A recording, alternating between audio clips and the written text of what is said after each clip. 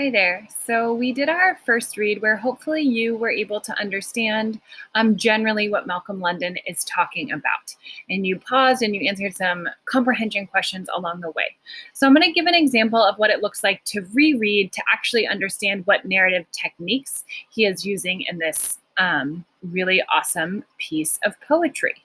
So he says, at 7:45 a.m., I open the doors to a building dedicated to building, yet only breaks me down. So I'm going to just pause and think about that first sentence. So when I think about what is he talking about, I am inferring right away from the beginning that he's talking about school. And I'm getting that from a few things. One, the title of this was High School Training Ground. So I'm immediately thinking about school. The second thing is 7:45 in the morning reminds me of when I was in high school and when I started school. And then he says, open a doors to a building dedicated to building, yet only breaks me down. And this is making me think right now about a contrast. I see him making a contrast between what school is supposed to do and what's actually happening. And I'm cued into that for a few reasons. One of them is this word yet right here is making me think about a contrast because it's a contrasting transition. Okay, I'm going to keep going. I march down hallways cleaned up after me by regular janitors, but I never have the decency to honor their names. Okay, so I'm getting that he's pretty confident in himself because he's marching, which to me sounds like a confident word. By regular janitors, but I never have the decency to honor their names. So I see a little bit of shame here again. So again, I'm seeing a similar contrast to what I saw in the first sentence where he's marching versus he also doesn't have the decency to honor their names. Okay, lockers left open like teenage boys' mouths when teenage girls wear clothes that cover their insecurities but exposes everything else. Whoa, there's a lot going on in that sentence.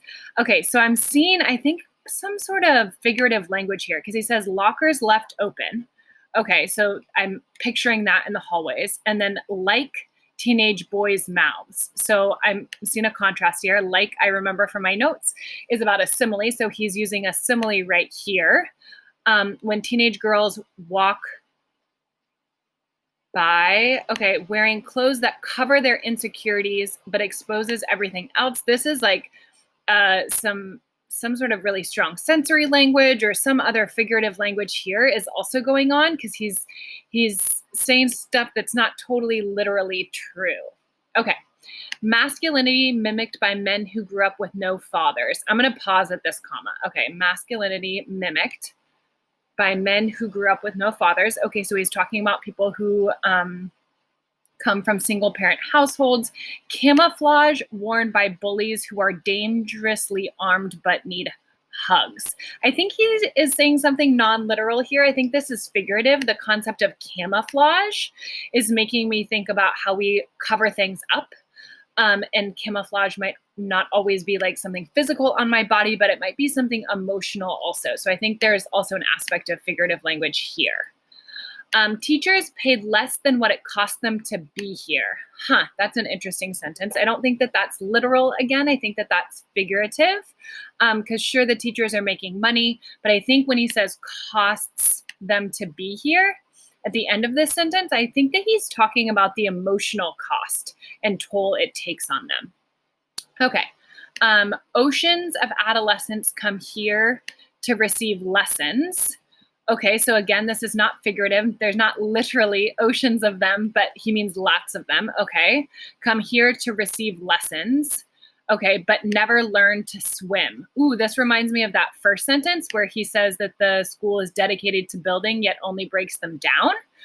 So that's what I'm seeing again here because he says, come here to receive lessons, but never learn to swim. Again, that's not literal, but the concept of swimming is learning and growing. So he's saying that schools are not helping kids learn and grow.